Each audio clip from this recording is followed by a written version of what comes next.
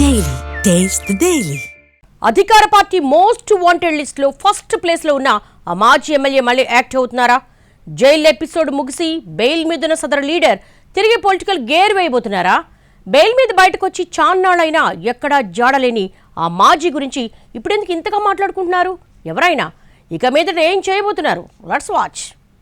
Vallabhaneni Vamsi AP politics లో పెద్దగా పరిచయం అవసరం లేని పేరు. గన్నవరం నుంచి 2 సార్లు టీడీపీ ఎమ్మెల్యేగా గెలిచారాయన.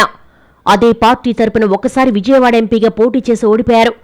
ఇక 2024లో వైసీపీ బీ ఫామ్ మీద బరిలోకి దిగి ఓటమి పాలయ్యారు. అయితే 2019లో టీడీపీ తరపున ఎమ్మెల్యేగా గెలిచిన తర్వాత వైసీపీకి జై కొట్టారు వంశీ.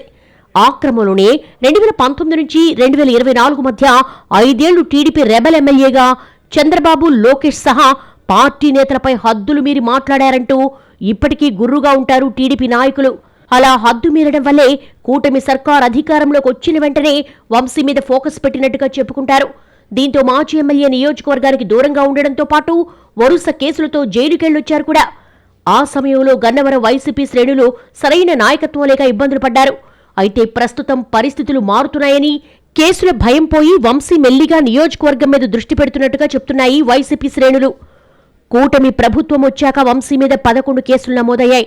గత ఫిబ్రవరి 11న ఆయన హైదరాబాద్లో ఏపీ పోలీసులు అరెస్ట్ చేశారు. ఆ తర్వాత 140 రోజులు జైల్లో ఉన్నారు మాజీ ఎమ్మెల్యే. ఆ టైంలో గన్నవరం నియోజకవర్గ వైసీపీ శ్రేణులు సరైన దిశానిర్దేశం లేక ఎక్కడికక్కడ సైలెంట్గా ఉండిపోయారు. అనేక మంది ఆయన ప్రధాన అనుచరుల మీద కూడా కేసులు నమోదవడం, అరెస్టులు జరగడంతో మొత్తం ఎక్కడికక్కడ కామైపోయారు. ఇంకొంతమంది అనుచరులు అజ్ఞాతంలోకి వెళ్లిపోయారు. ఇక 140 రోజుల జైలు జీవితం తర్వాత బయటకొచ్చిన మాజీ ఎమ్మెల్యే కూడా రకరకాల కారణాలతో ఇంటికే పరిమితమయ్యారు. అయితే అదంతా గతమంటూ ఇప్పుడిప్పుడే రీఛార్జ్ మోడ్లోకి వస్తున్నారట వల్లభనేని. నియోజకవర్గంలో సుడిగాలి పర్యటనలు చేయడం చూస్తుంటే తాను తిరిగి యాక్టివ్ అయ్యారని, కేడర్కు సందేశం పంపడమేనని అంటున్నారు విశ్లేషకులు. ఇక నుంచి పూర్తి స్థాయిలో నియోజకవర్గం మీద ఫోకస్ పెడుతున్నారన్నది ఆయన సన్నిహితుల మాట. అందుకు తగ్గట్టే వివిధ మండలాల్లో ఉదయం నుంచి రాత్రి వరకు రోజుకు 10 కార్యక్రమాలు చొప్పున సుడిగాలి పర్యటనలు చేస్తున్నారు. ఆ మీటింగ్స్ లో అన్ని వర్గాలను కలుస్తున్నారు వంశీ.